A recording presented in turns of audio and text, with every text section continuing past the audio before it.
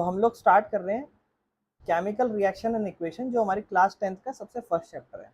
बहुत ही आसान चैप्टर है और आराम से आपको चीज़ें समझनी है। देखो, यहीं से हमारी चीज़ें बिल्ड होंगी।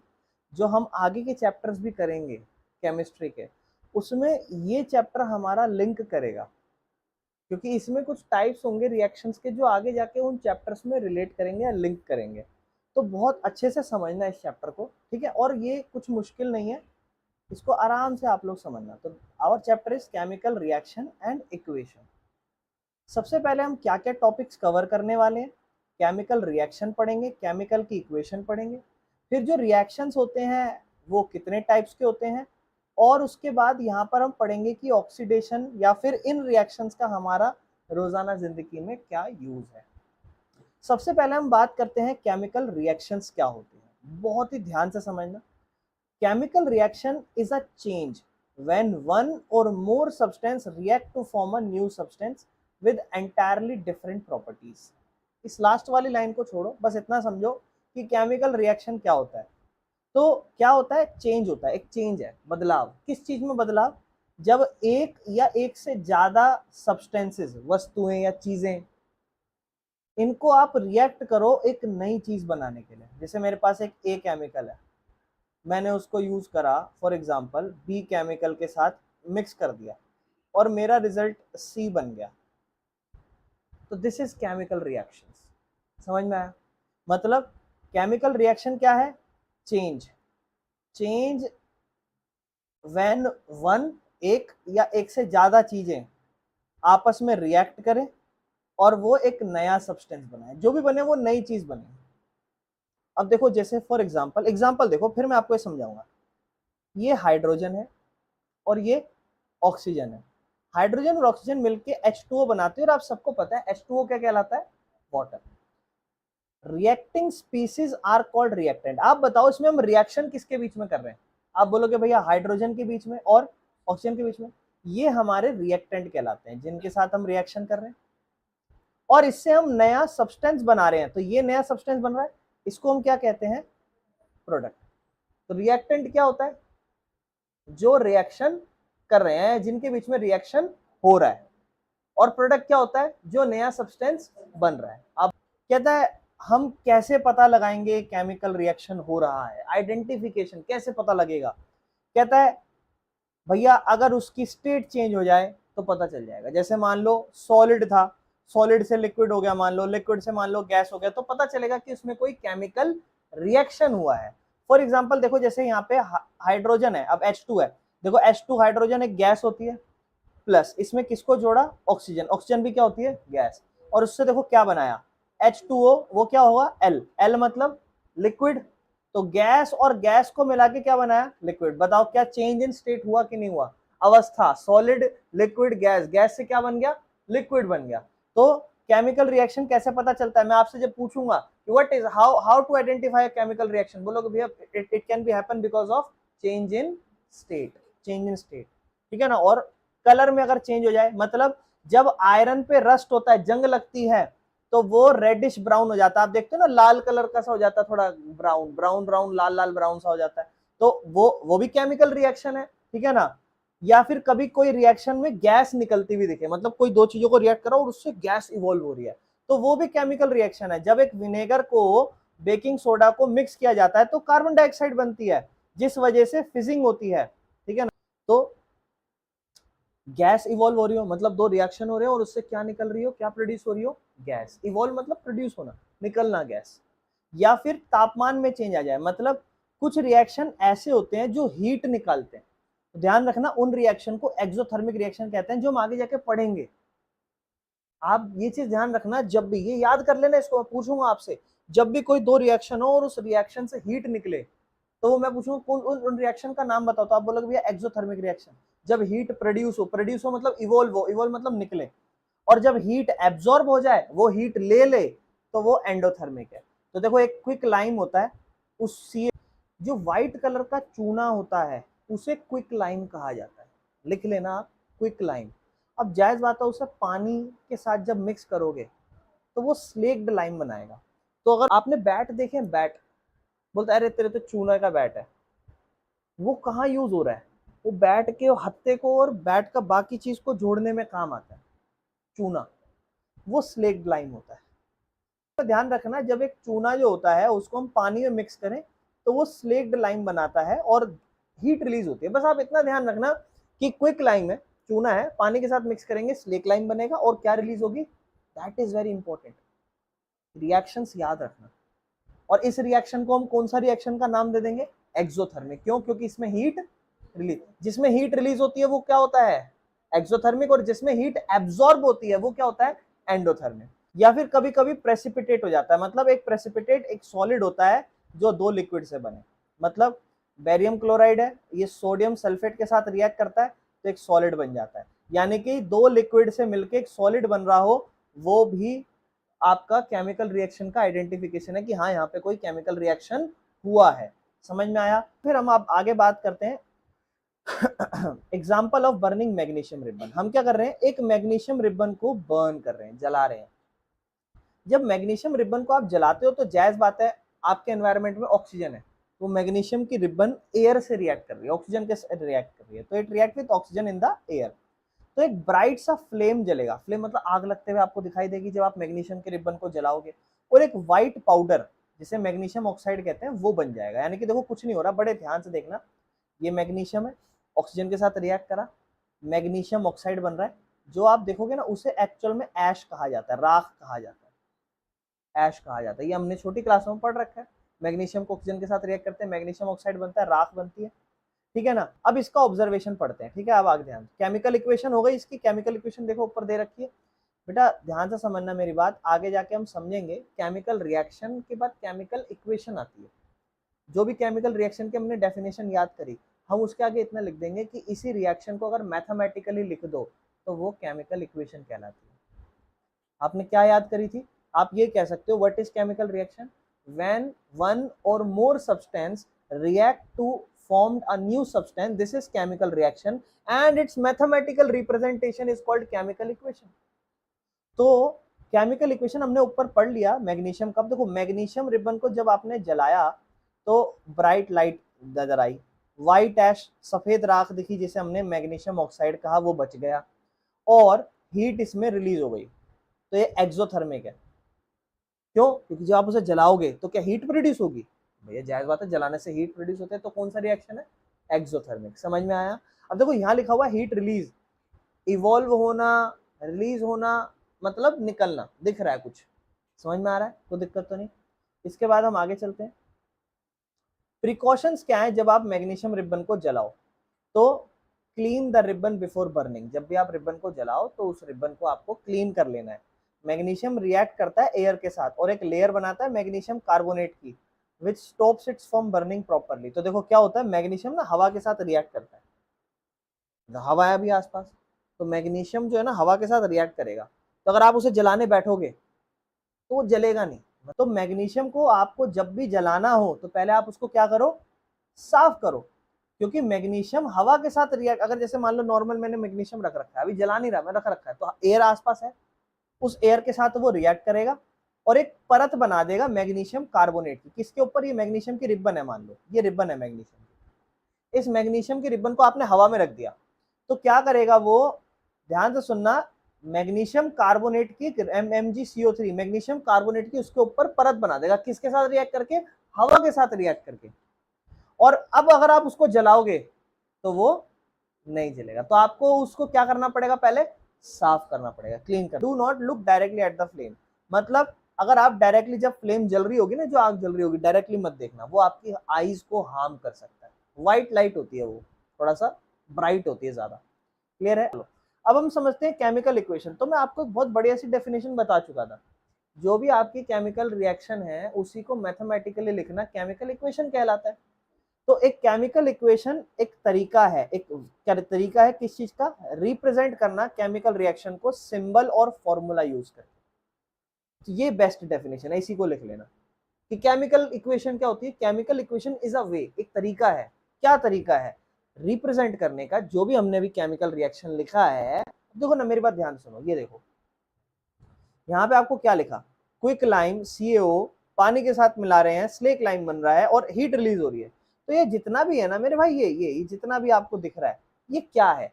ये केमिकल रिएक्शन है और इसको भाषाओं में लिखा हुआ है। लेकिन अगर हम इसी को इस तरीके से लिख दें, ऐसा सिंबल्स का यूज करके, फॉर्मूला बना के, then it is chemical equation. तो केमिकल इक्वेशन क्या है? एक तरीका है केमिकल रिएक्शन को रिप्रेजेंट करने का, सिंबल लगा के और फॉर्मूला लगा के। और इसके अंदर रिएक्टेंट दिखते हैं जो स्टार्टिंग के सब्सटेंस होते हैं, और फिर प्रोडक्ट बनता है जो नया सब्सटेंस बनता है। फिर आपसे कहता है it shows change of reactant to product through an arrow. अब देखो आगे जाके रिएक्टेंट जब खत्म होता है तो ऐसे एरो बनती है, इक्वल का साइन नहीं बनाना, आपको ध्यान रखना है, ऐसे कोई इक्वल का साइन मत बना के दिखाना, ठीक है? एरो बनानी है इस तरीके से, ठीक है ना? और वो इन दोनों लेफ्ट साइड और राइट साइड के बीच में प्लेस होती है, और आप देखो प्लस का साइन दिखाते हो अगर आप लेफ्ट साइड किसी को जोड़ रहे हो या फिर राइट साइड में कुछ जुड़ के बन रहा है, तो कोई दिक्कत तो नहीं है। चलो कैसे हम केमिकल इक्वेशन को लिखते हैं इसको भी आगे स्टार्ट करते हैं। तो देखो वर्ड इक्वेशन की अगर हम बात करें, वर्ड देखो ये आपके, देखो ये वर्ड इक्वेशन है, जैसे मैग्नीशियम ऑक्सीजन लिखा हुआ है, मैग्नीशियम ऑक्साइड बना, पूरा वर्ड लिखा हुआ है ना, लेकिन ये वाली सिंबल वाली है। तो देखो मैग्नीशियम ने लिखा, क्या लिखा है? Mg, मैग्नीशियम को Mg कहते हैं, ऑक्सीजन को क्या कहते हैं? O2 कहते हैं, और क्या बन रहा है? MgO। तो देखो दोनों लिखी इक्वेशन ही है, लेकिन दोनों में वर्ड इक्वेशन ये है और ये सिंबल वाली इक्वेशन है। देखो यहाँ क्या लिखा हुआ है? Unbalanced equation. मतलब ये जो इक्वेशन है ये अनबैलेंस्ड है। क्यों है मैं समझाता हूँ आपको, थोड़ा सा शॉर्ट में बताता हूँ, ध्यान से सुनना मेरी बात। Mg मैग्नीशियम कितना है? कुछ नहीं, आप कहोगे 1 टाइम्स ऑफ मैग्नीशियम है। यहाँ पे भी Mg कितना है? 1। यहाँ ऑक्सीजन कितना है? 2। और यहाँ कितना है? 1। कुछ नहीं है तो 1 है। क्या बैलेंस्ड है? नहीं। क्या लेफ्ट साइड राइट साइड से मैच कर रही है? नहीं। यही बैलेंस करना सीखना है हमें इस चैप्टर फर्स्ट में, यही प्रैक्टिकल चैप्टर है, इसमें कैलकुलेशन करनी है हमें, ठीक है? ध्यान से समझना इस चीज को, क्लियर है? तो ये देखो यहाँ लिखा हुआ है, अभी तो सिर्फ समझाने के लिए है कि अनबैलेंस इक्वेशन है, कोई दिक्कत तो नहीं। यहाँ पे चले आगे। Important rules for writing a chemical equation. कहता है कभी भी केमिकल इक्वेशन लिखो तो कुछ इंपॉर्टेंट रूल्स हैं जो आपको पता होने चाहिए। चलो पढ़ते हैं क्या है। कहता है पहली चीज तो करेक्ट फॉर्मूला आपको लिखना है रिएक्टेंट और प्रोडक्ट का, फॉर्मूला सही होना चाहिए आपका, आप जो भी रिएक्शन कर रहे हो सही का रिएक्शन होना चाहिए। दूसरा, अलग से रिएक्टेंट दिखाना और प्रोडक्ट से अलग दिखाना है, दोनों के बीच में एरो डाल के दिखाना है। और रिएक्टेंट हमेशा लेफ्ट में आएंगे और प्रोडक्ट हमेशा राइट में आएंगे। ये सारी चीज बेसिक है हमें। चलो कहता है अब बैलेंस करना सीखते हैं केमिकल इक्वेशन को। तो कहता है आप जब भी केमिकल इक्वेशन को बैलेंस करने बैठोगे, अब देखो बैलेंसिंग ही तो हमें सीखनी है। वो मैंने अनबैलेंस दिखाया था, क्या वो बैलेंस था? नहीं। ऐसे क्वेश्चन देगा और बोलेगा बैलेंस करो, तो हमें सीखना है कैसे हम बैलेंस करेंगे। कहता है पहली बात, हमें बैलेंस क्यों करना है इक्वेशनों को? ये बहुत ही ज्यादा इंपॉर्टेंट है, क्वेश्चन आ सकता है कि भैया बैलेंस क्यों कर रहे हो आप? तो 9th क्लास में बेटा हमने एक चैप्टर पढ़ा था जहां पे हमने सीखा था कंजर्वेशन ऑफ मास, जो कहता है मैटर ना तो कभी भी बनाए जा सकते ना कभी डिस्ट्रॉय करे जा सकते। अभी थोड़े टाइम पहले आपने पढ़ा होगा, जब भी आप पढ़ रहे हो जैसे ये ए है और फिर आप पढ़ रहे हो जैसे कि ये बी है, दो पढ़े थे मैं बताता हूँ आपको, फिर रिएक्शन करके फॉर एग्जांपल सपोज ए और बी बन रहा है दोनों मिलके, आप कहोगे भैया ए भी 1 है, ए भी 1 है, बी भी 1 है, तो भैया दोनों सही। लेकिन मैं यहाँ बेटा यहाँ अगर ऐसे लिख दूं ना 2ab, इसका मतलब पता है क्या है कि ए कितनी बार है? 2 बार, और बी कितनी बार है? नहीं। जब भी मेरी बात ध्यान समझना, आगे जाके प्रैक्टिकल करोगे समझोगे, लेकिन जब भी बाहर 2 लिखा हो उसका मतलब वो दोनों से मल्टीप्लाई करना, बाहर 2 लिखा हो इसका मतलब ए और बी बैलेंस्ड है? नहीं, ये अनबैलेंस्ड इक्वेशन है। तो हम क्या करने वाले हैं, इसे बैलेंस करेंगे। तो बेटा आपको बोलता है कि अब मेरी बात समझो, आपको कह रहा है कि यार अब देखो आप जनरली, मैंने आपको एक थोड़ा सा याद हो गाजर का हलवा का एग्जाम्पल समझ लिया था, अगर आपको थोड़ा सा याद हो, मैंने कहा था कि आप थोड़ा सा गाजर का हलवा उठाओ और गाजर के हलवे से फिर आप गाजर इतनी सारी लेकर आते हो, फिर आप गाजर का हलवा बनाते हो। अब देखते हो इतनी सारी गाजरें यूज होती है, बनता छोटा सा हलवा, वेट सेम ही होता है। आप कोई भी चीज उठा के लाओ उसको फिर बनाओ, तो हो सकता है वो चीज दिखने में छोटी या बड़ी लगे, बट जितना भी कंटेंट, एक चाय है, चाय में अगर कम चीनी है इसका मतलब क्यों? क्योंकि आपने ज्यादा चीनी डाली है उसके अंदर? नहीं, क्योंकि उसके अंदर हमने कम चीनी डाली है। कहने का मतलब है जिसमें जितना गुड़ डालोगे वो उतना मीठा होगा। समझ रहे हो मेरा कहने का मतलब? बैलेंसिंग। यहाँ ऐसा लग रहा है कि गुड़ बहुत कम डाला और मीठा बहुत ज्यादा बन जाता है, नहीं, ऐसा तो नहीं हो सकता ना। तो वही सेम चीज है कि आपको क्या कह रहा है कि कंजर्वेशन ऑफ मास का रूल है भाई, कि यहाँ ए है तो यहाँ 2a जादू करके नहीं बन सकता, ऐसे तो फिर जादू है, ये एक का डबल अपने आप ही बन रहा है ना, और यहाँ पे भी बी है, इसका भी डबल अपने आप बन रहा है, फिर जादू है ये। तो मैटर ना तो कभी कभी भी हम केमिकल रिएक्शन करते हैं, कभी भी हम केमिकल रिएक्शन करते हैं तो मैटर ना तो कभी बनाया जा सकता और ना ही कभी खत्म किया जा सकता, डिस्ट्रॉय किया जा सकता। वो उतना ही रहेगा जितना पहले था, तो उतना ही रहेगा जितना पहले था, तो नहीं है तो उसे ठीक करो, अगर नहीं है तो आपकी रिस्पॉन्सिबिलिटी बनती है उसको ठीक करो। क्लियर? अब हम सीख रहे हैं how to balance a chemical equation, कैसे हम एक केमिकल इक्वेशन को बैलेंस करते हैं। तो सबसे पहले एक एग्जांपल दे रखा है जिसमें कहता है एक रिएक्शन है हाइड्रोजन का ऑक्सीजन का जिससे वाटर बनाया जा रहा है। तो हाइड्रोजन को हमें पता है H2 लिखा जाता है और ऑक्सीजन को हमें पता है O2 लिखा जाता है, और हम इसे बैलेंसिंग करेंगे तो हम देखेंगे ये बन रहा है H2O। H2 को आप कभी भी हाइड्रोजन को H नहीं लिखते हो, आप H2 लिखते हो, और ऑक्सीजन को भी आप O2 लिखते हो, और आप जब भी इसकी बैलेंसिंग करो तो H2 बनता है, आप वाटर बन रहा है।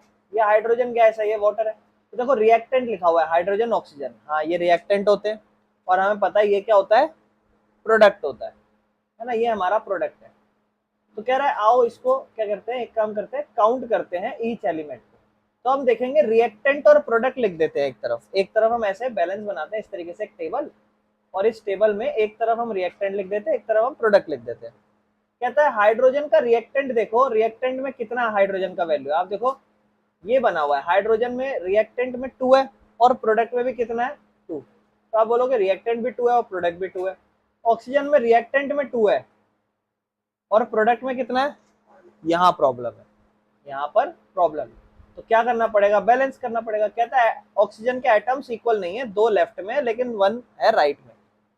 कहता है स्टेप 3 क्या करो, ऑक्सीजन एग्जिस्ट करता है as O2, so we need two oxygen atoms in water. हमें वाटर में भी चाहिए कि ऑक्सीजन के 2 एटम्स हो। तो मैं आपको इस चीज को समझाता हूँ, बड़े ध्यान से समझना। आप अभी मैंने आपको बताया H2 plus O2 hydrogen oxygen को मिला के बनता है H2O। हाइड्रोजन यहाँ 2 टाइम्स है, यहाँ कितना टाइम्स है, क्योंकि H के आगे 2 है, लेकिन ऑक्सीजन के आगे कुछ नहीं तो 1 ही माना जाएगा। अब आपको चाहिए ऑक्सीजन, यहाँ रिएक्टेंट में 2 टाइम्स है तो प्रोडक्ट में भी 2 टाइम्स चाहिए। आप क्या करो, बड़े ध्यान समझना, जब भी आपको बैलेंस करना हो आप इस पूरे को 2 से मल्टीप्लाई करो, तो देखना अब क्या होगा। हाइड्रोजन अब यहाँ कितनी बार है, 2 बार, लेकिन हाइड्रोजन यहाँ ऑलरेडी 2 बार था और अब 2 से मल्टीप्लाई करा है, तो अब हाइड्रोजन आपका प्रोडक्ट में कितनी बार हो गया, 4 बार। ठीक है, और ऑक्सीजन आपका यहाँ 2 बार है, अब ऑक्सीजन यहाँ सिर्फ O है, और O किससे मल्टीप्लाई हो रहा है, 2 से, तो ऑक्सीजन यहाँ 2 टाइम्स है और यहाँ भी ऑक्सीजन 2 टाइम्स है।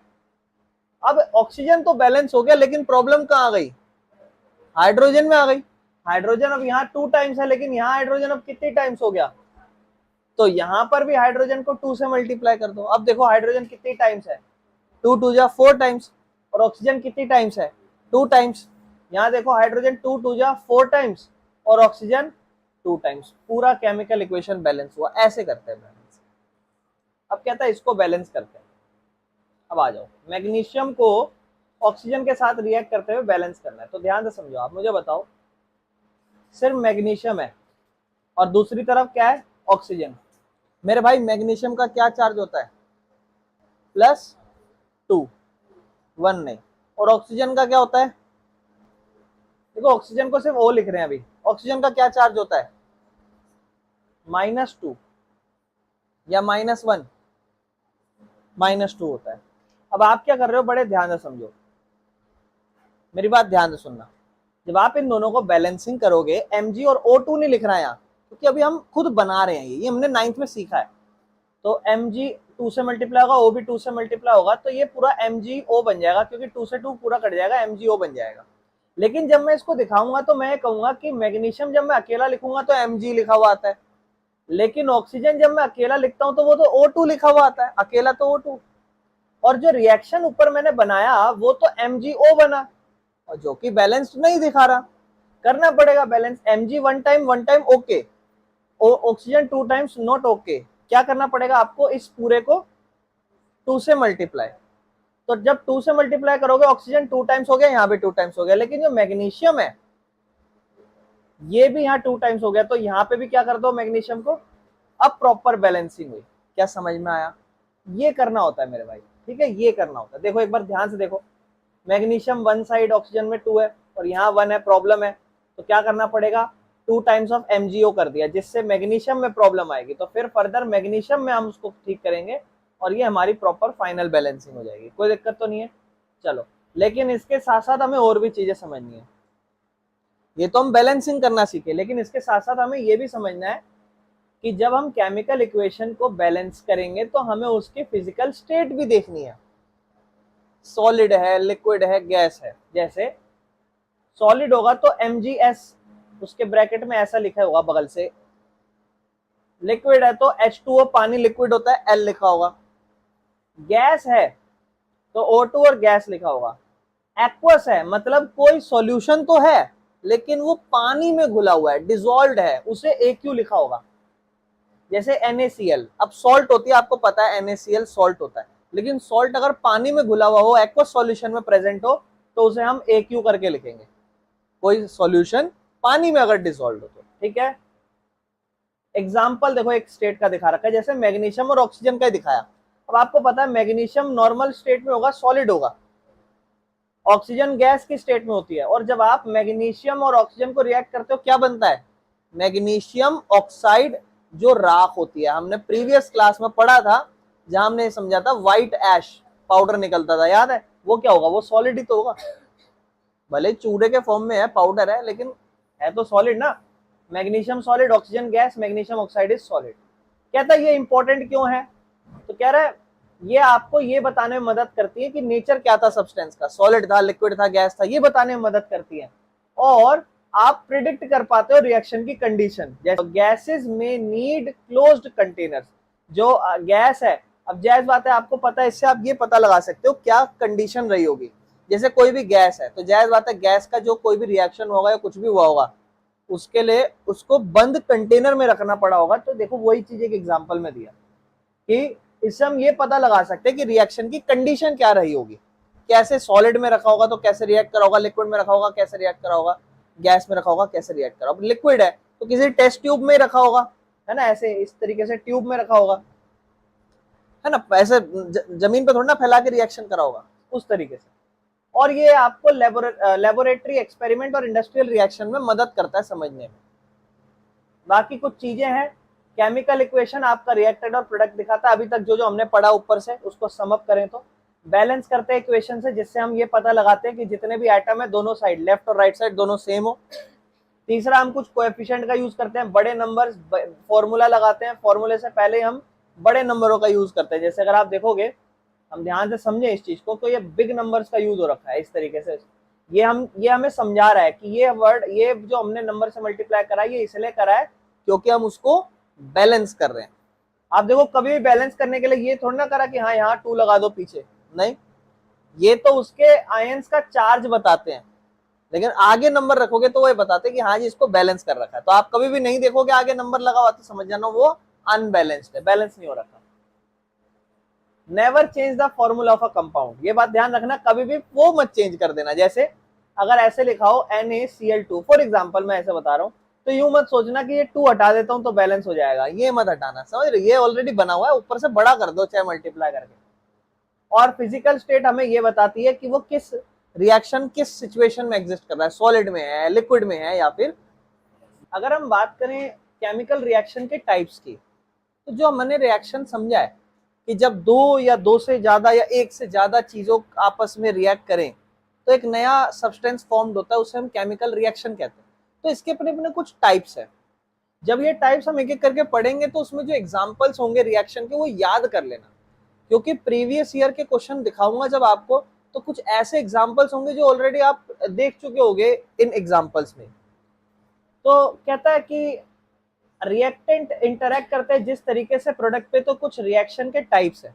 जैसे पहला है combination reaction, decomposition reaction, displacement reaction, double displacement reaction, oxidation and reduction reaction. इसके अलावा चाहो तो आप एक्सोथर्मिक और एंडोथर्मिक को भी इसी में लिख सकते हो, वो भी एक टाइप ऑफ रिएक्शन होते हैं।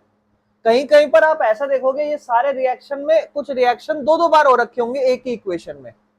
चलो खैर स्टार्ट करते हैं पढ़ना। कॉम्बिनेशन रिएक्शन, रिएक्शन जिसके अंदर दो या दो से ज्यादा रिएक्टेंट हो और वो कंबाइन किए जाएं एक सिंगल प्रोडक्ट बनाने के लिए। एक रिएक्टेंट, बी एक रिएक्टेंट, दोनों को जोड़ा, ए भी बना, combination reaction. It is called a synthesize reaction because इसके अंदर नई चीज बनती है, दो डिफरेंट चीज मिला के एक नई चीज बन रही है। इसमें क्या हो रहा है, दो या दो से ज्यादा रिएक्टेंट मिल रहे हैं और एक नया प्रोडक्ट बन रहा है, that is combination reaction. Example देखो, बड़े ध्यान समझना, मैग्नीशियम ऑक्साइड हम पढ़ चुके हैं, magnesium oxygen solid gas, magnesium oxide जो ऐश बनता है, राख बनता है, वो हमें पता है सॉलिड होता है, सॉलिड स्टेट में है, बैलेंसिंग भी कर रखा है, देखो आप ऑलरेडी ध्यान से देखो, बैलेंसिंग भी कर रखा है। कह रहा है मैग्नीशियम और ऑक्सीजन को कंबाइन करा है मैग्नीशियम ऑक्साइड बनाने के लिए, और इस रिएक्शन में हीट रिलीज होती है, तो इसीलिए ये एक्सोथर्मिक रिएक्शन भी है। आप जब जला रहे हो मैग्नीशियम को ऑक्सीजन से रिएक्ट कर रहे हो, मतलब जला रहे हो, तो जायज बात है उसमें क्या प्रोड्यूस होगी, हीट प्रोड्यूस होगी, तो एक्सोथर्मिक भी तो हो गया। अगला, formation of calcium hydroxide slack lime. Slack lime को कैसे बनाया जाता है, हमने पढ़ा था वहां पे, याद है, क्विक लाइम, CaO, चूना किसके साथ रिएक्ट करा था, पानी के साथ, देखो पानी के साथ रिएक्ट करा, क्या बना, CaOH2, और ये एक्वस सॉल्यूशन है। क्यों, क्योंकि आप खुद सोचो, जो वो रिएक्शन होगा वो घुला हुआ रिएक्शन होगा, पानी में ऑलरेडी डिसॉल्व होगा, कोई दिक्कत। कहता है कैल्शियम ऑक्साइड क्विक लाइम को रिएक्ट करते हो वाटर के साथ, स्लेक लाइम बनता है, और ये रिएक्शन हाईली एक्सोथर्मिक है, मतलब इसमें हीट और स्टीम निकलती है, ज्यादा रिलीज होती है हीट और स्टीम। आप ध्यान रखना, ये एक्सोथर्मिक रिएक्शन होता है, और हम ऑलरेडी ऊपर पढ़ चुके हैं। इस रिएक्शन को व्हाइट वॉशिंग, दीवारों को व्हाइट वॉश करने में यूज किया जाता है, ठीक है। एग्जाम्पल अगर हम रियल लाइफ में ले, तो कहता है CaO को मान लो पानी के साथ मिक्स करा व्हाइट वॉशिंग करने के लिए, तो स्लेक लाइम बनता है, और स्लेक लाइम फिर फर्दर अगर आप उसको CO2 के साथ रिएक्ट करोगे, तो वो from the air to form calcium carbonate which gives walls shiny and white finish. अगर आप उसको पहले तो क्विक लाइम उठाओ और उसको पानी के साथ रिएक्ट करो, और उसके बाद जो हवा में एयर है, उस एयर में अगर वो कार्बन डाइऑक्साइड से रिएक्ट करेगा, किससे, कार्बन ऑक्सीजन नहीं, कार्बन डाइऑक्साइड से, तो वो कैल्शियम कार्बोनेट बना देगा, जिस वजह से वो इसको एक शाइनी, चमकीला या व्हाइट फिनिश देगा, सफेदी करते हुए आपको जो शाइनी या व्हाइट फिनिश आता है ना, that is because of it. Calcium oxide उठाया, क्विक लाइम, किसके साथ रिएक्ट करा सबसे पहले, वाटर के साथ, तो आप देखो कैसे लिखोगे, ऊपर लिखा हुआ है ना, देखो कैल्शियम ऑक्साइड वाटर के साथ रिएक्ट करा, कैल्शियम हाइड्रोक्साइड बना। आप देखो, मैं आपको बैलेंसिंग करना दिखाता हूं, देखना ध्यान से।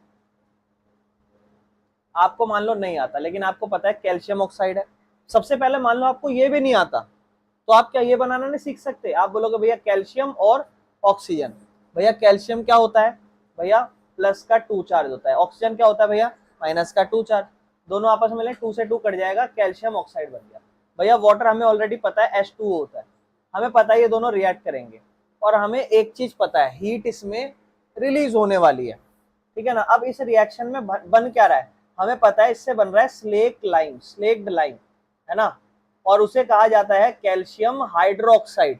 कैल्शियम मतलब Ca, अब देखो ना, खुद सोचो ना, Ca और OH सब बन रहा है, तो आप लिखोगे भैया Ca बन रहा है और OH बन रहा है, तो CaOH बन रहा है, और OH कैसे, देखो कैल्शियम हाइड्रोक्साइड है, तो कैल्शियम हाइड्रोक्साइड CaOH ऐसे लिख दिया, मान लो फॉर एग्जांपल O भी 2 बार है, H भी 2 बार है, तो CaOH2 हो जाएगा।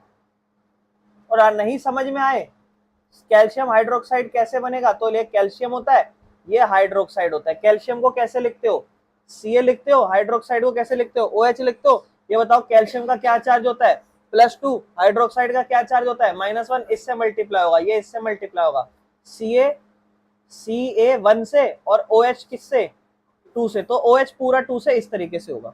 अब एक बार चेक करते हैं क्या ये बैलेंस है, देखो एक बार क्या बना, CaO बना, और फिर उसको रिएक्ट करा वाटर के साथ, क्या बना, CaOH और ब्रैकेट में 2, क्या बैलेंस है, देखो Ca 1 टाइम्स है, ओके, O 2 बार है, क्या यहाँ 2 बार है, हाँ जी 2 बार है, हाइड्रोजन 2 बार है, हाँ बैलेंस्ड है, कोई दिक्कत नहीं, कुछ मत करो। और ये जो बन रहा है स्लेक्ड लाइम, ये एक्वस सॉल्यूशन में था, किसमें था, एक्वस सॉल्यूशन, पानी में, और इसमें बोलना कि हाँ जी ये एक्सोथर्मिक भी है, क्योंकि इसमें हीट या स्टीम रिलीज होता है।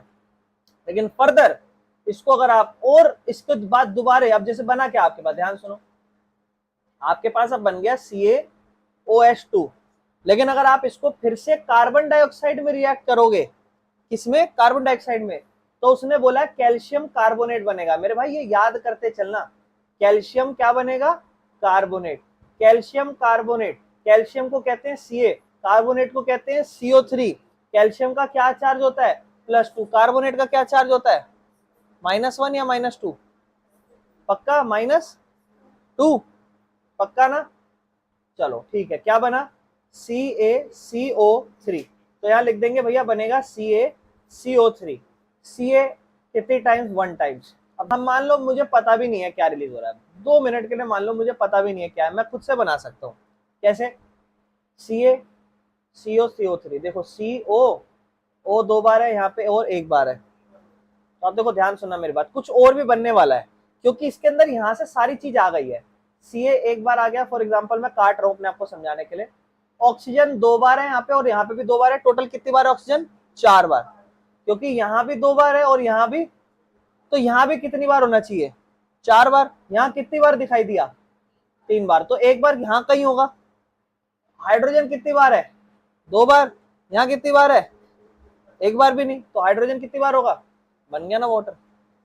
और जायज बात है H2 का O से क्या ही पानी तो बनेगा, कुछ और भी बन सकता है, जरूरी नहीं है, हो सकता था सिर्फ हीट रिलीज हो रही हो अगर O नहीं होता तो।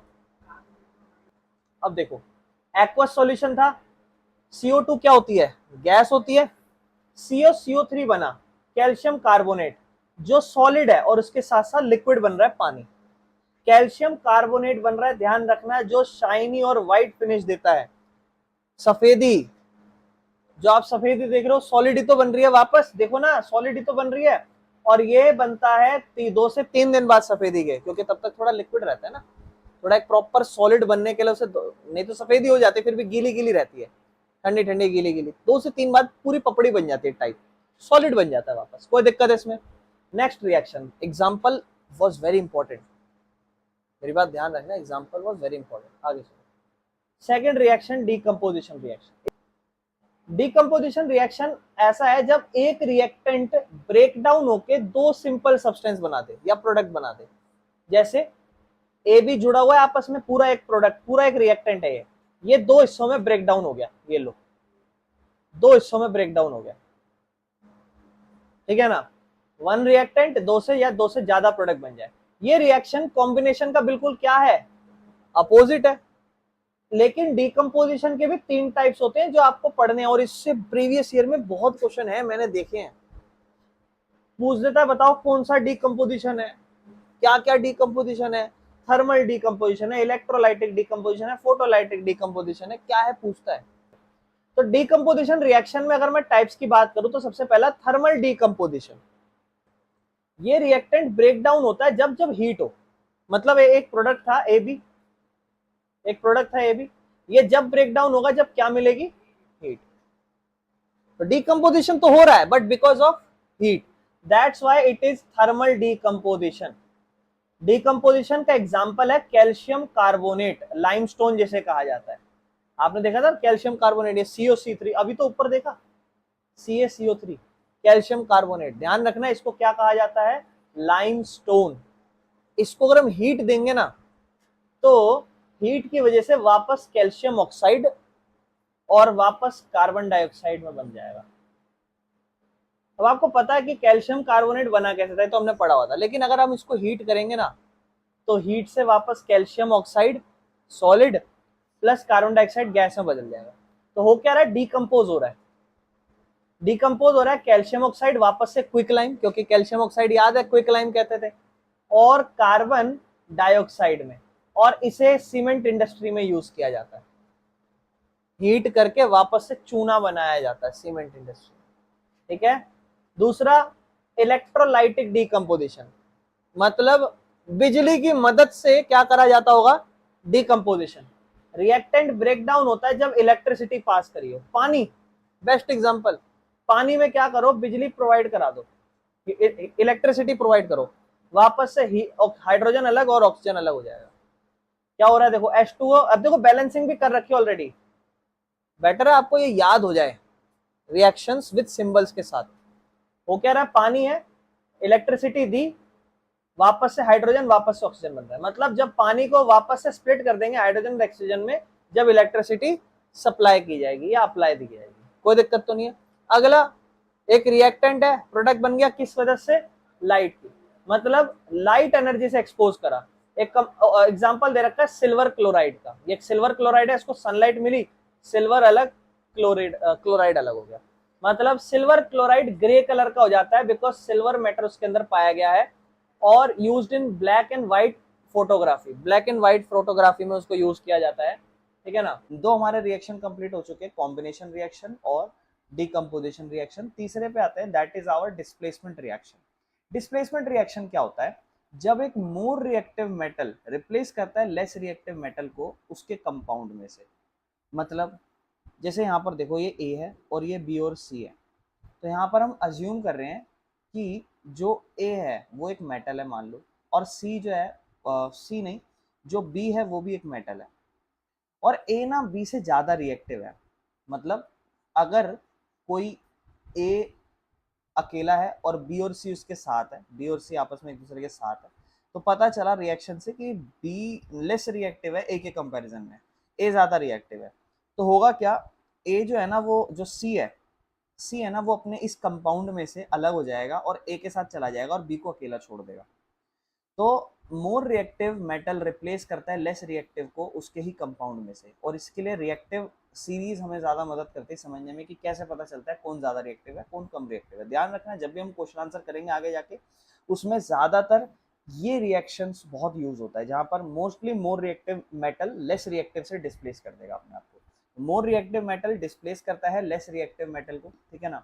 एग्जाम्पल जैसे देखो आयरन और कॉपर है, कॉपर के साथ सल्फेट है। अब हमें पता है आयरन और कॉपर में ना आयरन ज्यादा रिएक्टिव है, ये हम अज्यूम कर लेते हैं, अभी हम आगे समझेंगे सीरीज समझेंगे।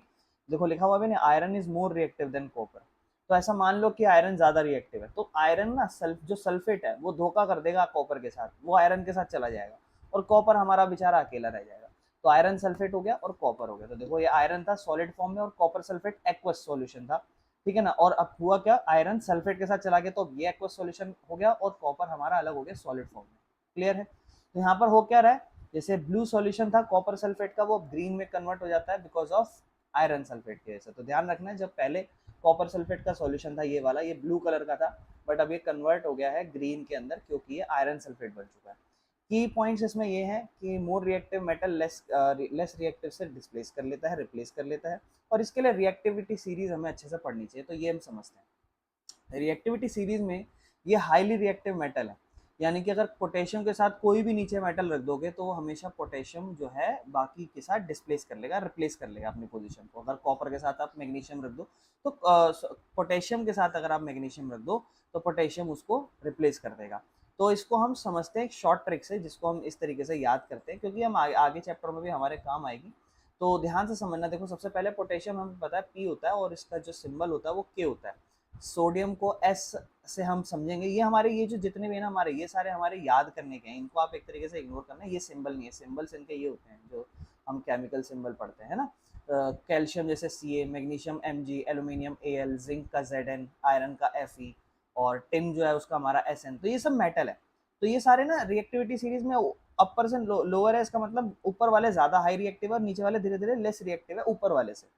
तो देखो सबसे पहले क्या है, please stop calling me a zebra in the library, Honey cup silver gold platinum. ये आपको याद करना है, please stop calling me a zebra in the library, Honey cup silver gold platinum, Honey cup silver gold platinum. ये आपको याद रखना है। तो सबसे पहले जैसे हम देखेंगे प्लीज, प्लीज से आपको समझ जाएगा पोटेशियम है, प्लीज मतलब पोटेशियम, पोटेशियम मतलब के। स्टॉप, स्टॉप से एस, एस से क्या आता है सोडियम। ठीक है ना। आपको ये ध्यान रखना है, सोडियम मतलब Na। कॉलिंग मी सी ए, सी ए मतलब कैल्शियम, कैल्शियम आ गया। मी मतलब मैग्नीशियम, आ मतलब एल्यूमिनियम, है ना। जीब्रा, जीब्रा मतलब जिंक। आई मतलब, अब देखो आयरन का सिंबल एफ ही है लेकिन आयरन आई है ना। और द लाइब्रेरी, द मतलब टिन और लाइब्रेरी मतलब लेड, है ना। हनी मतलब वही सेम हाइड्रोजन, और कॉपर सी यू मतलब कॉपर। ठीक है। सिल्वर मतलब ए जी, गोल्ड मतलब ए यू, प्लेटिनम मतलब पी। ठीक है। तो ये इसके हमारे सिंबल्स हैं और ये हमने एक तरीका समझा इसको याद करने का, इसको एक बार याद कर लेना। Please stop calling me a zebra in the library, Honey cup silver gold platinum. ठीक है। ये ध्यान रखना, ये डिक्रीजिंग ऑर्डर में धीरे धीरे नीचे आते जा रहे हैं तो रिएक्टिविटी सीरीज कम होती जा रही है। No reaction example. अच्छा देखो एक ऐसे भी सिचुएशन हो सकती है जहाँ पे कोई रिएक्शन ही ना हो। मतलब मान लो दो मेटल है और जो हाईली रिएक्टिव है उसके साथ ऑलरेडी एक सॉल्यूशन चिपका हुआ है, कंपाउंड बना हुआ है, तो वो लेस रिएक्टिव के साथ क्यों जाएगा। तो यहाँ पर आप देखोगे कॉपर लेस रिएक्टिव है आयरन से। तो देखो ऑलरेडी आयरन जो यहाँ पर आप देखोगे ऑलरेडी जो आयरन है वो सल्फेट के साथ ऑलरेडी रिएक्शन में है, कंपाउंड बना हुआ है। लेकिन हम यहाँ देखेंगे कॉपर की, कॉपर अकेला है। अब इन दोनों में से रिएक्टिव कौन है ये समझो, इनमें से आपको पता है, आप देखो वो समझना, please stop calling me a zebra in the, ई आ गया। देखो आप इस पे फोकस करो, एक इन द लाइब्रेरी मतलब आप आयरन पे फोकस करो, आई और कॉपर। तो ये प्लीज स्टॉप कॉलिंग, कॉलिंग मतलब कैल्शियम होता है तो उसको छोड़ दो, प्लीज स्टॉप कॉलिंग, जो पहले आएगा वो मैं समझ जाऊंगा हाईली रिएक्टिव है। Please stop calling me a zebra in in in मतलब आयरन, आयरन पहले आ गया, इसका मतलब ये ज्यादा रिएक्टिव, और ये आंसर इसी के साथ है। इसका मतलब यहाँ पर कोई डिस्प्लेसमेंट होगी ही नहीं। डिस्प्लेसमेंट तब होती है जब मोर रिएक्टिव लेस रिएक्टिव से रिप्लेस करे। यहाँ ऑलरेडी वो मोर रिएक्टिव के पास ही है सॉल्यूशन कंपाउंड, तो वो रिप्लेस नहीं करेगा। इसके बाद हम नेक्स्ट रिएक्शन की बात करें, दैट इज डबल डिस्प्लेसमेंट। तो डबल डिस्प्लेसमेंट समझते हैं, what is a double displacement reaction. तो देखो यहाँ पर क्या होगा ना, जैसे मान लो ए और बी दोनों आपस में रिएक्ट कर रहे हैं, कंपाउंड बना हुआ है, और एक सी और डी दोनों आपस में कंपाउंड है। तो देखो दोनों कंपाउंड ना अपने आयंस को एक्सचेंज कर ले और नया कंपाउंड बनाते हैं। मतलब ए ने डी के साथ नया कंपाउंड बनाया अपने आयन को एक्सचेंज करके, और सी ने बी के साथ अपना आयन एक्सचेंज करके नया कंपाउंड बनाया। यानी कि यहाँ दोनों एक दूसरे के साथ स्वैप कर रहे हैं, है ना, ऐसे। ये मीम तो देखा होगा आपने अक्षय कुमार का, तो उस तरीके से the positive ion cation of one compound swap places with the positive ion of another compound. मतलब जो पॉजिटिव कैटायन है, जैसे मान लो ए और बी है, तो हमें पता होता है ए और बी में ए के पास प्लस चार्ज होता है, बी के पास माइनस चार्ज होता है। फिर सी और डी है, तो हमें पता है कि जो सी और डी में यहाँ एक के पास प्लस चार्ज होगा, यहाँ एक के पास माइनस चार्ज होगा। तो हमें पता है ना कि ए डी के साथ जाएगा, क्योंकि प्लस के साथ माइनस जाता है। तो एक का पॉजिटिव दूसरे वाले पॉजिटिव को कहेगा कि आओ हम चेंज कर लेते हैं एक दूसरे के साथ अपना नेगेटिव। तो बोलेगा ठीक है मैं तुझे डी दे रहा हूँ, तू मुझे अपना बी दे दे। देखो ए बी जो है वो ए के पास डी आ जाएगा और बी के पास सी चला जाएगा। देखो सी पॉजिटिव है तो नेगेटिव हमें पता है, पहले पॉजिटिव आता है फिर नेगेटिव, तो सी पॉजिटिव और फिर बी नेगेटिव। तो क्या हो जाएगा, ध्यान से देखना, सी और बी एक साथ हो रहे हैं यहाँ पर, ठीक है ना। और यहाँ पर अगर हम देखेंगे तो ए और डी एक साथ हो रहे हैं, ठीक है ना। एक सेकेंड, ए और डी, अरे बन जा भाई, हाँ। तो ए और डी, तो ए और प्लस का चार्ज है, डी माइनस का चार्ज है, और सी और बी, सी प्लस का चार्ज है, बी माइनस का चार्ज, इस तरीके से। यानी कि दो आयन अपने प्लेसेस को स्वैप कर रहे हैं रिएक्शन के अंदर, ठीक है। देखो A and C are cation, positively charge है, देखो मैं आपको ऑलरेडी बता चुका हूँ, ए और सी कैटायंस है, और बी और डी एनायंस है, नेगेटिवली चार्ज है। तो कैटायंस और एनायन स्वैप कर लेंगे, है ना। देखो कैटायन ये हमारा पॉजिटिव इस एनायन के साथ, और ये वाला कैटायन इस एनायन के साथ, ठीक है, और एक नया कंपाउंड बनेगा। यानी कि यहाँ पर डबल डिस्प्लेसमेंट, सिंगल, वहां सिर्फ डिस्प्लेसमेंट था, जहां मोर रिएक्टिव लेस रिएक्टिव से, यहाँ यूं मत बोलना क्योंकि ऐसे यहाँ स्वैप हो रहा है। ये थोड़ा ना हम कह सकते हैं कि हाँ भैया ज्यादा रिएक्टिव के पास ज्यादा रिएक्टिव गया, लेस रिएक्टिव नहीं, यहाँ कुछ नहीं कह सकते हम ऐसा। तो यहाँ पे हम ये कहेंगे कि जो कंपाउंड्स हैं, जो भी हमारे ये ए और बी सी और डी हैं, ये हमारे कंपाउंड्स हैं, ये आपस में अपने आयंस को एक्सचेंज कर लेते हैं ताकि एक नया कंपाउंड बना सके। यानी कि स्वैप कर रहे हैं अपने आयंस को, एक कैटायन दूसरे एनायन के साथ और दूसरा कैटायन दूसरे एनायन के साथ, ठीक है। इसका बेस्ट एग्जांपल है प्रेसिपिटेशन सॉल्यूशन। ध्यान रखना, प्रेसिपिटेशन रिएक्शन ही आप मोस्टली ज्यादातर देखोगे, इस रिएक्शन को याद कर लेना। यही रिएक्शन हम मोस्टली आगे जाके देखते रहेंगे, बार बार यही आता रहेगा। एक solid precipitate is formed when two aqueous solution react. तो देखो एक सॉलिड प्रेसिपिटेट बनता है, ये चीज जरूर इंपॉर्टेंट है, ध्यान रखना। ये एक सॉल्यूशन है, ये भी एक सॉल्यूशन है, ये दोनों लिक्विड सॉल्यूशन है, एक्वस सॉल्यूशन है दोनों। और जब ये आपस में प्रेसिपिटेशन रिएक्शन करें, तो हमें प्रेसिपिटेशन स्टार्टिंग में पढ़ा था कि प्रेसिपिटेशन वो होता है जहाँ पे दो लिक्विड वाले सॉल्यूशन मिलकर एक सॉलिड सॉल्यूशन बनाते हैं।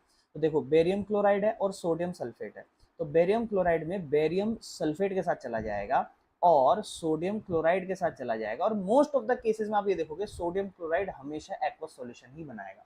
लेकिन जो बेरियम सल्फेट बनेगा, जो सल्फेट के साथ रिएक्शन बनेगा, ध्यान रखना, वो हमेशा सॉलिड रिएक्शन बनेगा, वहां पे प्रेसिपिटेशन होगा। तो देखो ये वाला जो रिएक्शन पड़ा ना, ये वाला, ये प्रेसिपिटेशन हो गया, लेकिन ये एक्वस सॉल्यूशन में कन्वर्ट होगा। तो यहाँ हम कहेंगे कि प्रेसिपिटेशन रिएक्शन भी हुआ है और डबल डिस्प्लेसमेंट भी हो गया। क्लियर है।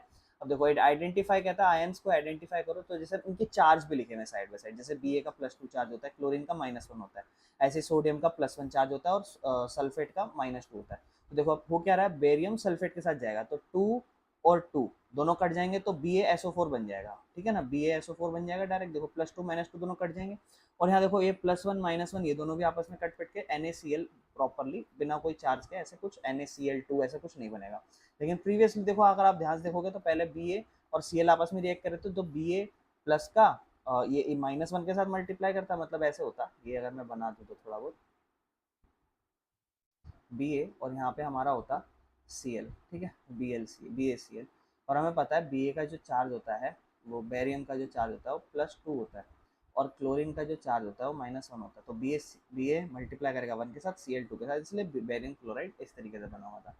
लेकिन हाँ, अभी हम समझ गए हैं रिएक्शन कैसे होगा, और बेरियम सल्फेट बन जाएगा जो प्रेसिपिटेट सॉलिड रिएक्शन बनेगा 2 लिक्विड के साथ, और सोडियम क्लोराइड जो है वो अभी भी सॉल्यूशन में रहेगा, एक्वस सॉल्यूशन के अंदर ही। क्लियर है? तो ये हमारा टॉपिक यहाँ पे क्लियर हो गया। नेक्स्ट टॉपिक चलते हैं, key points to remember about ion exchange.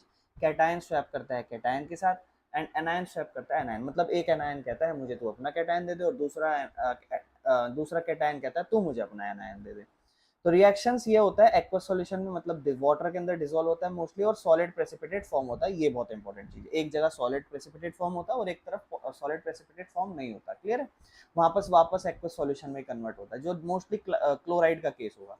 Next topic, next reaction पे चलते हैं, ऑक्सीडेशन एंड रिडक्शन। तो ऑक्सीडेशन और रिडक्शन रिएक्शन समझते हैं। ऑक्सीडेशन, ऑक्सीडेशन मतलब गेन ऑफ ऑक्सीजन या लॉस ऑफ हाइड्रोजन। ये क्या होता है इसको ध्यान समझना। ऑक्सीडेशन जो हमारा नेक्स्ट रिएक्शन है, ऑक्सीडेशन और रिडक्शन समझने का। रस्टिंग ऑफ आयरन, आयरन पे जंग लगना, ये एक रिएक्शन के तरीके से हम समझ रहे हैं। ध्यान से समझना, यहाँ आप देखो आयरन हाइड्रोक्साइड बना हुआ है, ठीक है ना, इसको समझते हैं। यहाँ आप देखो आयरन अकेला था, आयरन आगे जाके ऑक्सीजन के साथ रिएक्ट करा, ऑक्सीजन यहाँ अकेला था, इस रिएक्शन में बना। तो यहाँ आप देखो, ध्यान समझना है, आयरन रिएक्ट करता है ऑक्सीजन एंड वाटर के साथ, रस्ट बनाता है, ये हमें पता है ना, ये जो ये बन रहा है हमारा, ये रस्ट बना।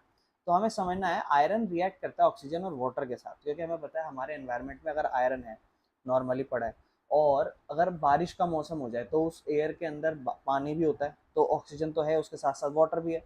वो दोनों रिएक्ट करके जो हमारा लोहा है उस पर जंग लगाना शुरू कर देते हैं, रस्टिंग करना शुरू कर देते हैं, और यही एक रिएक्शन का एग्जाम्पल है, रस्टिंग ऑफ आयरन। आयरन है, ऑक्सीजन है, वाटर है, और मिलके जंग लग रही है, ठीक है ना। तो इसी रिएक्शन को समझते हैं, लेकिन मैं आपको सबसे पहले ऑक्सीडेशन का मतलब समझाता हूँ, बड़े ध्यान समझना। ऑक्सीडेशन का मतलब सिंपल है, जब भी किसी भी रिएक्शन में ऑक्सीजन ऐड हो रही हो या फिर उस रिएक्शन में हाइड्रोजन लॉस कर रहे हो, मतलब एक पर्टिकुलर चीज हो, जैसे यहाँ पे अगर मैं आयरन की बात करूँ ना, यहाँ पे बड़े ध्यान से समझना, ये आयरन की, तो आयरन आगे जाके ऑक्सीजन के साथ ऐड हो रहा है, क्योंकि यहाँ पे आयरन अकेला है और वहां पे जाके आयरन ऑक्सीजन के साथ ऐड हो रहा है, तो मैं कहूंगा कि आयरन ऑक्सीडाइज हो गया आगे जाके। या फिर किसी रिएक्शन में पहले अगर हाइड्रोजन थी और उसके बाद आगे जाके जब वो प्रोडक्ट बना, तो हाइड्रोजन अगर नजर नहीं आए, या हाइड्रोजन आपको उस रिएक्टेंट के बाद प्रोडक्ट में कम होती नजर आए, तो आप कहोगे ये भी ऑक्सीडेशन ही है। यानी कि किसी भी रिएक्टेंट से जब प्रोडक्ट आप कन्वर्ट होते देखोगे, और वहां आप ये देखो कि या तो हाइड्रोजन ऐड हो रहा हो, या तो ऑक्सीजन ऐड हो रहा हो, या हाइड्रोजन माइनस हो रहा हो, कम हो रहा हो, दैट इज ऑक्सीडेशन, ठीक है। और यहाँ पर अगर हम बात करें तो आयरन रिएक्ट करता है ऑक्सीजन के साथ और वाटर के साथ, ताकि वो रस्टिंग बना सके, रस्ट बना सके। और ये एक फॉर्मूला दे रखा है Fe2O3, और इनटू में x टाइम्स ऑफ H2O, और ये x टाइम्स मतलब एक न्यूमेरिकल वैल्यू हो सकती है, जिसको हम आगे समझेंगे। इस केमिकल फॉर्मूले में अगर हम देखेंगे तो Fe2O3 डॉट मतलब multiply x times of H2O, और x रिप्रेजेंट करता है number of water molecules associated with the hydrated iron या ऑक्साइड रस्ट में, ठीक है ना। Hydrated iron, iron oxide rust में, मतलब ये जो आयरन ऑक्साइड हमारा बना हुआ है ना, ये आयरन ऑक्साइड, ये वाला रिएक्शन, इस रिएक्शन के साथ हमें पता है आयरन, मतलब आयरन ऑक्सीजन के साथ रिएक्ट करता है, लेकिन वो मैटर करता है कि हवा में कितने मॉलिक्यूल्स प्रेजेंट थे वाटर के, पानी ज्यादा प्रेजेंट था या पानी कम प्रेजेंट था। बोलता है रस्ट एक फिक्स्ड कंपाउंड नहीं होता है, मतलब जब आप देख रहे हो रस्टिंग लग रही है, तो हमें पता है ये एक्स का जो वैल्यू है ये ज्यादा भी हो सकता है, कम भी हो सकता है, यानी कि जंग हो सकता है ज्यादा लग जाए, जंग हो सकता है कम लग जाए। तो जो आयरन ऑक्साइड है हमारा, उसका मतलब ये एब्जॉर्ब करता है अलग अलग अमाउंट ऑफ वाटर एटमॉस्फेयर से, और इसीलिए इसका जो वैल्यू है एक्स का, वो डिपेंड करती है ह्यूमिडिटी कितनी है या एनवायरनमेंट की कंडीशन कैसी है। मतलब कभी कभी होता है ज्यादा जंग लग जाती है, तो वाटर के मॉलिक्यूल्स ज्यादा हो सकते हैं, हो सकता है कभी कभी कम जंग लगे, ज्यादा नहीं, हल्का सा थोड़ा बहुत लग जाए। इसका मतलब आयरन ने ऑक्सीजन के साथ तो रिएक्ट करा है, बट वो डिपेंड करता है वाटर के मॉलिक्यूल से, कि वाटर का मॉलिक्यूल्स कितना ज्यादा है। क्लियर है? तो कॉमनली हम जनरली एक्स का वैल्यू 1 से 3 तक देखते हैं, ठीक है ना। मोस्ट कॉमन फॉर्मूला तो 3 होता है, यानी कि आयरन का जो वाटर का जो मॉलिक्यूल्स होता है वो 3 होता है। क्लियर है? मुझे उम्मीद है समझ में आया होगा। इसका नेक्स्ट टॉपिक है व्हाट इज रिडक्शन, इसको स्टार्ट करते हैं। That is reduction. तो रिडक्शन में क्या होता है, बिल्कुल इसका अपोजिट होता है जो हमने ऑक्सीडेशन में पढ़ा। हमने ऑक्सीडेशन में पढ़ा है कि ऑक्सीजन ऐड हो रही हो किसी रिएक्टेंट से प्रोडक्ट में, या फिर ऑक्सीजन के साथ साथ हाइड्रोजन लॉस हो रहा हो। यहाँ इसका अपोजिट है, किसी भी, जैसे एग्जांपल देखो, यहाँ पर कॉपर ऑक्साइड है, यानी कि कॉपर के साथ ऑक्सीजन है, हाइड्रोजन अलग बैठा है। आगे जाके हुआ क्या, क्योंकि कॉपर और हाइड्रोजन की अगर हम बात करें तो एक वो पढ़ते हैं कि ना, please stop calling me a zebra in the library, ठीक है ना। उसके बाद हमने पढ़ा था हनी, हनी कप, है ना, इस तरीके से। तो हमने जब हनी कप पढ़ा था तो हनी हाइड्रोजन और कप उसके बाद में आता था। तो हनी हाइड्रोजन ज़्यादा रिएक्टिव है कॉपर से, तो यहाँ हम देख रहे हैं जो ऑक्सीजन है वो हाइड्रोजन के साथ चली जाएगी और कॉपर अलग हो जाएगा। तो कॉपर यहाँ अलग हो गया और हाइड्रोजन के साथ ऑक्सीजन आ गई है। तो अब ध्यान से समझना आपको इस रिएक्शन में, जो कॉपर ऑक्साइड था उस वो आगे जाके सिर्फ कॉपर बन गया, यानी कि उसने ऑक्सीजन लॉस कर दिया। तो ये कॉपर के साथ ऑक्साइड के साथ कॉपर बना, ये रिडक्शन हुआ। और दूसरा हम देख रहे हैं हाइड्रोजन है, हाइड्रोजन आगे जाके हाइड्रोजन के साथ ऑक्सीजन में कन्वर्ट हो रहा है, मतलब हाइड्रोजन ने ऐड करा ऑक्सीजन। तो ये हाइड्रोजन ने ऑक्सीजन ऐड करा, यहाँ आप ऑक्सीडेशन कह सकते हो। और जब भी कॉपर के साथ जब भी आपके साथ एक ही रिएक्शन में आप देखो रिडक्शन भी हो रहा हो और ऑक्सीडेशन भी हो रहा हो, दोनों हो रहा हो, तो उसे हम रेडॉक्स रिएक्शन कहते हैं। ध्यान रखना। तो देखो दोनों एक साथ जब हो जाए तो उसे हम रेडॉक्स रिएक्शन कहेंगे, जहां पर या तो ऑक्सीजन प्लस हो रहा हो या हाइड्रोजन माइनस हो रहा हो, या ऑक्सीजन माइनस हो रहा हो हाइड्रोजन प्लस हो रहा हो। इन चारों में से ऊपर के दोनों में से कोई एक हो रहा हो और नीचे के दोनों में से कोई एक हो रहा हो, यानी कि ऑक्सीडेशन और रिडक्शन दोनों होंगे एक साथ, तो रेडॉक्स रिएक्शन। ठीक है, ये तो हम कहेंगे कि ऑक्सीडेशन भी हो रहा है रिडक्शन भी हो रहा है, लेकिन हम ये भी कहेंगे कि यहाँ पर रेडॉक्स रिएक्शन भी हो रहा है। तो हमें जो नेक्स्ट टॉपिक पढ़ना है, ये एक एक्सपेरिमेंट है जो है heating of copper powder in a China dish. ये कटोरा दिख रहा है आपको, this is called China dish. ये कटोरा, ये है चाइना डिश। तो इसको, इसमें क्या करना, कॉपर के पाउडर को हीट करना है। कॉपर का एक पाउडर है, उसको हीट करना है चाइना डिश में। तो आप समझ गए। ऑब्जर्वेशन, जब एक कॉपर का जो पाउडर होता है रेडिश ब्राउन कलर का होता है, कॉपर का जो पाउडर होता है वो रेड ब्राउन कलर का होता है, उसको आप चाइना डिश में जब हीट करोगे, हीट दोगे, तो it react with oxygen from the air and forms black copper oxide CuO। समझना फिर से मेरी बात। हमने क्या करा, कॉपर उठाया और एक तरीके से आप मुझे बता सकते हैं उसको किसके साथ रिएक्ट करा, एक्चुअल में ऑक्सीजन के साथ ही रिएक्ट करा। भले ही उसको रखा चाइना डिश में, लेकिन जब उसको हीट दिया तो वो हवा में ऑक्सीजन के साथ रिएक्ट करेगा, और जब उस हवा के साथ रिएक्ट करेगा तो वो रेडिश ब्राउन कलर का था वो ब्लैक कॉपर ऑक्साइड बन जाएगा, और ये दिखाएगा कि कॉपर ऑक्सीडाइज हो गया है, और ऑक्सीडाइज होके कॉपर ऑक्साइड बन गया है। कॉपर ऑक्सीजन क्या बनेगा, CuO। This is what, copper oxide. Copper ने ऑक्सीजन को ऐड कर लिया, ऑक्सीडेशन। इक्वेशन देखो, 2CuO2, हीट दिया 2CuO बना, कोई दिक्कत इसमें। कॉपर जब रिएक्ट करता है ऑक्सीजन के साथ एयर में तो वो कॉपर ऑक्साइड बनाता है CuO, और जो कलर होता है रेडिश ब्राउन वो ब्लैक में कन्वर्ट हो जाता है। यानी कि अब ये जो कॉपर ऑक्साइड बना है इसका जो कॉपर का कलर है दैट इज कौन सा कलर, ब्लैक। ऑक्सीडेशन और रिडक्शन समझते हैं इसमें। अगर आप देखोगे कॉपर है, ऑक्सीजन ऐड करी है, ऑक्सीडेशन हुआ है, लेकिन ऑक्सीजन जो है वो तो यूज हुआ है, कोई इसमें एक तरीके से रिडक्शन नहीं हुआ है देखा जाए तो, क्योंकि ऑक्सीजन तो गायब ही हो गई ना, एक तरीके से खत्म तो हो ही गई है, पर नहीं, डायरेक्ट रिडक्शन नहीं है। देखो आपको बोल रहा है ऑक्सीडेशन हुआ है, लेकिन यहाँ पर कोई रिडक्शन एक तरीके से नहीं हुआ। ठीक है, रिडक्शन जब होता है जब किसी के साथ ऑक्सीजन होती है और फिर वो कम हो जाती। अगर हम रिवर्स रिएक्शन करें तो मतलब अब हमारे पास कॉपर ऑक्साइड है, इसको फर्दर हाइड्रोजन के साथ रिएक्ट करके देखो क्या बनाया हुआ है। आओ पढ़ते हैं इसको। रिवर्स करा है, उल्टा करा है उसी रिएक्शन को। अब हमारे पास ब्लैक कॉपर आ गई थी, ब्लैक कॉपर मतलब copper oxide. If we pass hydrogen gas over black copper oxide, तो जो CuO है वो रिड्यूस बैक हो जाएगा कॉपर की तरफ। मतलब ये कॉपर ऑक्साइड था, CuO किसके साथ रिएक्ट करा, हाइड्रोजन गैस के साथ।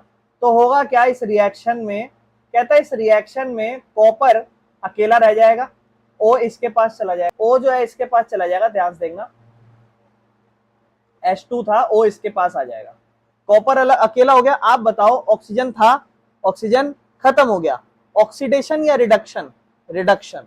जब भी ऑक्सीजन कम हो जाए वो रिडक्शन कहलाती है, जब भी ऑक्सीजन ज्यादा हो जाए ऑक्सीडेशन कहलाता है। अगर हाइड्रोजन की बात करूं तो हाइड्रोजन ज्यादा हो जाए तो इसका मतलब, हाइड्रोजन ज्यादा हो जाए इसका मतलब रिडक्शन हुआ है, हाइड्रोजन कम हो जाए ऑक्सीडेशन ही हुआ है। अब देखो कॉपर ऑक्साइड, उसने ऑक्सीजन लूज करी, कॉपर बन गया और वापस से कौन सा कलर हो गया होगा? Reddish brown.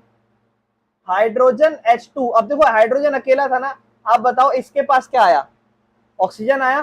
तो बताओ यहां ऑक्सीडेशन हुआ कि नहीं हुआ? हाइड्रोजन ऑक्सीडाइज हो गया। देखो हाइड्रोजन अकेला था, वो ऑक्सीडाइज हो गया, लेकिन कॉपर क्या हो गया बेटा? कॉपर रिड्यूस हो गया, रिडक्शन हो गया। तो देखो आप कहता है CuO रिड्यूस हो गया, H2 ऑक्सीडाइज हो गया और खत्म। और दोनों ही रिएक्शन हुए, तो इसलिए यहां पर कौन सा रिएक्शन हुआ है? रेडॉक्स रिएक्शन, जहां पर दोनों हो जाता है, ऑक्सीडेशन भी हो जाता है और रिडक्शन। कोई दिक्कत? कहता है हमारी रोजाना जिंदगी में क्या इफेक्ट पड़ता है ऑक्सीडेशन का, जहां पर किसी भी मटेरियल में ऑक्सीजन ऐड हो जाए, क्या रिएक्शन पड़ता है? कहता है oxidation reaction are not only important in chemistry but also ये हमारी रोजाना जिंदगी भी अफेक्ट करती है। कहता है कुछ मेजर तरीके, कोरोजन और रेंसिडिटी, रस्टिंग ऑफ मेटल या spoiling of food due to oxidation. आप देखते हो, आपने कभी चिप्स का पैकेट खाया है? तो जब हम चिप्स खाते हैं तो हम चिप्स के पैकेट को देखते हैं, फूला फूला होता है बड़ा। कौन सी गैस होती है उसके अंदर? हाँ, उसके अंदर नाइट्रोजन गैस होती है। मैंने आपको बता भी रखा होगा ये पहले की किसी क्लासों में, पहले 8th क्लास में भी था ये। तो एक्चुअल में उसमें, या फिर कभी भी आप देखो कोई खाना होता है, आप उस खाने को कभी लंच बॉक्स लेके जाते हो, जब आप एकदम से खाना खोलते हो थोड़ा स्मेल सा आता है, स्मेल आता है या महक आती है, और ये कहाँ लाया है ऐसा, या फिर जनरली कभी कभी महक भी आती है। दैट इज बिकॉज ऑफ, जब आप खाना बनाते हो तो उसमें अंदर फैट मॉलिक्यूल्स होते हैं। फैट जैज बता खानों में होता है या फैट, फैट के जो मॉलिक्यूल्स है या फैट है ना, वो ऑक्सीजन के साथ मिलके एक्सपोज हो जाता है और उस खाने को सड़ा देता है, बदबू आती है। और आपको पता है हवा में तो ऑक्सीजन है ही, अगर आप किसी भी खाने को हवा में रखोगे एक टाइम बाद वो सड़ जाएगा, बदबू आएगी, क्योंकि वो ऑक्सीजन के साथ रिएक्ट करता है। इसीलिए उसके अंदर ऑक्सीजन गैस ना डालकर नाइट्रोजन गैस डाली जाती है, ताकि अगर ऑक्सीजन गैस रहेगी तो चिप्स तो पूरी सड़ जाएगी, बदबू आ जाएगी। इसीलिए आप फ्रिज में रखते हो खाना, वहां पे ऑक्सीजन गैस नहीं है, दूसरी गैस है, ताकि वो ऑक्सीजन से रिएक्ट ना करे, खाना सड़े ना, स्मेल ना आए। समझ में आया?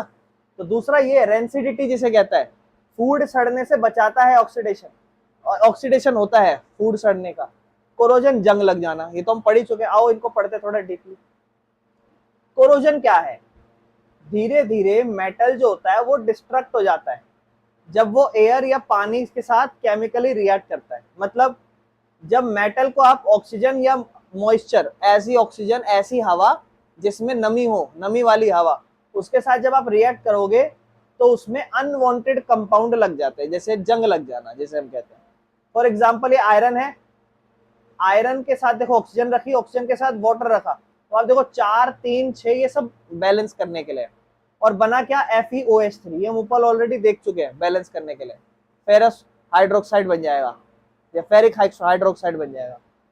और FeHO3 को आप देखो इस तरीके से लिख सकते हो, ये भी हमने ऊपर दिखा था X, हमने पढ़ा था कि वाटर के मॉलिक्यूल जनरली डिफरेंट वैल्यूज में प्रेजेंट होते हैं, 1 भी हो सकती है, 2 भी हो सकती है, 3। कॉमनली कौन सी वैल्यू होती थी? 3 ऐसी वैल्यू होती थी जो कॉमनली यूज्ड होती थी। देखो आपको समझ नहीं रहा होगा तो मैं समझाता हूँ, ये देखो यही तो पढ़ा था, है कि नहीं? आ जाओ। आयरन ने रिएक्ट करा ऑक्सीजन और वाटर के साथ ताकि वो हाइड्रेटेड आयरन ऑक्साइड बन जाए, और उस पे जंग लग गई रेडिश ब्राउन कलर की, जिससे अब वो लोहा कमजोर हो गया, जंग लग गई है लोहे पे, लोहा कमजोर हो गया।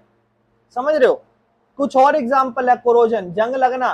सिर्फ जरूरी नहीं है बेटा कि जंग जो लग रही है वो सिर्फ आयरन पे लगेगी, कॉपर पे भी होती है। कॉपर जब हवा के साथ रिएक्ट करता है तो ग्रीन कोटिंग हो जाती है कॉपर के ऊपर, सोचो हरी परत जमने लग जाती है, जिसे कॉपर कार्बोनेट कहा जाता है। जब सिल्वर के ऊपर रिएक्ट करता है सल्फर के साथ हवा में, तो सिल्वर काला होने लग जाता है। आप देखते हैं चांदी काली हो जाती है धीरे धीरे, वो सिल्वर सल्फाइड होता है, सिल्वर सल्फाइड बन जाता है। समझ में आया? कोरोजन को रोके कैसे? कहता है पेंटिंग कर दो, पेंटिंग, लोहा है, लोहे के ऊपर पेंट कर दो, जंग नहीं लगेगी। या फिर ऑयलिंग और ग्रीस कर दो, आप जनरली साइकिल चलाते हो उसमें चेन होती है, चेन पे जंग लग जाती है ना, ग्रीस लगा दो, ऑयलिंग कर दो। गैल्वेनाइजेशन, कोटिंग कर दो आयरन की जिंक के साथ ताकि आप रस्टिंग प्रिवेंट कर सको, ये भी क्लास 8 में होता है। आप क्या करते हो, आयरन को कोट कर देते हो जिंक के साथ, मतलब आयरन है, आयरन पे जिंक की कोटिंग कर दो, लेयर, परत लगा दो जिंक की। आपने देखा होगा बहुत सारी साइकिलें होती हैं, उन साइकिलों पे ऐसा कपड़ा सा टाइप सा चिपका हुआ होता है बिल्कुल साइकिलों पे, तो कोटिंग होती है वो एक तरीके से, जो पपड़ी टाइप की होती है, लेदर टाइप की, हटाओ तो अंदर लोहा नजर आ रहा होता है, वो होती है।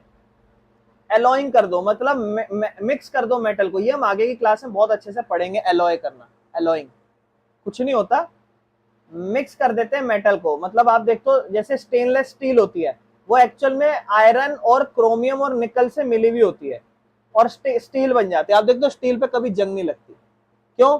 क्योंकि उसमें आधा आयरन मिला हुआ है, क्रोमियम मिला हुआ है और निकल मिला हुआ है, ताकि वो उस बर्तन पे जंग ना लग सके। दो चार मेटल को आपस में मिक्स कर दिया जाता है। ये कुछ तरीके हैं जिससे हम कोरोजन लगना बचा सकते हैं, जंग लगना बचा सकते हैं। की पॉइंट क्या है यहाँ पे, कोरोजन जब मेटल रिएक्ट करता है ऑक्सीजन और मॉइस्चर के साथ तब कोरोजन हो जाता है, और आपकी आयरन कमजोर हो जाती है, व्हीकल हो गया, मशीन हो गया, ब्रिज हो गई, सब कमजोर हो जाती है जंग लगने से। अगला, आप इसे कैसे रोक सकते हो, पेंटिंग करके, ग्रीजिंग करके, गैल्वेनाइजिंग, अलोइंग, ये सब याद रखना इंपॉर्टेंट है, ठीक है। रेंसिडिटी, रेंसिडिटी फूड का स्पॉइल हो जाना, खराब हो जाना। What is rancidity? Rancidity food का सड़ जाना जब वो फैट या ऑयल के साथ ऑक्सीडाइज हो जाए, मतलब खाना, खाने में फैट होता है और हवा में ऑक्सीजन है, ऑक्सीजन उस फैट के साथ मिलके खाने को सड़ा देती है, स्पॉइल कर देती है। जब फूड एक्सपोज हो जाता है हवा में तो फैट रिएक्ट करता है ऑक्सीजन के साथ और फूड का स्मेल या टेस्ट बैड कर देता है, मतलब बैड बैड टेस्ट होता है, खाने में बदबू आती है, महक आती है। एग्जाम्पल है चिप्स या स्नैक्स, अगर उसे आप लंबे समय तक ओपन रखोगे बदबू आने लग जाएगी। या फिर पुराना मक्खन या घी येलो कलर में होने लग जाता है और उसका टेस्ट बेकार आने लग जाता है, वियर्ड टेस्ट हो जाता है। या फ्राइड कोई भी खाना होता है ना, ठीक है ना, वो स्टेल हो जाता है या अनएपेटाइजिंग हो जाता है, जिसे आप खा नहीं सकते, अनएपेटाइजिंग, पोषक नहीं देगा, तत्व नहीं देगा, एनर्जी न्यूट्रिएंट सब खत्म अगर उसको लंबे समय तक आप स्टोर करके रखोगे। अब रेंसिडिटी से कैसे, पैकिंग करो, पैकिंग में ऑक्सीजन का कॉन्टेक्ट ना हो, ठीक है ना। या फिर रेफ्रिजरेशन, मतलब फ्रिज का यूज करो। या फिर एंटीऑक्सीडेंट डाल दो, विटामिन सी और ई डाल दो, जो केमिकल के प्रिजर्वेटिव होते हैं जो ऑक्सीडेशन नहीं होने देते खाने में, तो विटामिन सी डाल दो या ई डाल दो। स्टोरिंग करो नाइट्रोजन गैस में, जैसे पोटैटो चिप्स को पैक करो नाइट्रोजन गैस से ताकि उस पर स्पॉइल ना हो। की पॉइंट क्या है, रेंसिडिटी क्यों होता है, ऑक्सीडेशन होता है फैट और ऑयल्स के साथ फूड में, इसीलिए, और स्पॉइल करता है वो फूड की स्मेल और बैड टेस्ट देता है, अनप्लीजेंट टेस्ट देता है। आप उसे कैसे कैसे बचा सकते हो, ये उसके एग्जाम्पल हम ऑलरेडी पढ़ चुके हैं और हमारा यहाँ चैप्टर कंप्लीट हो चुका है, ठीक है जी।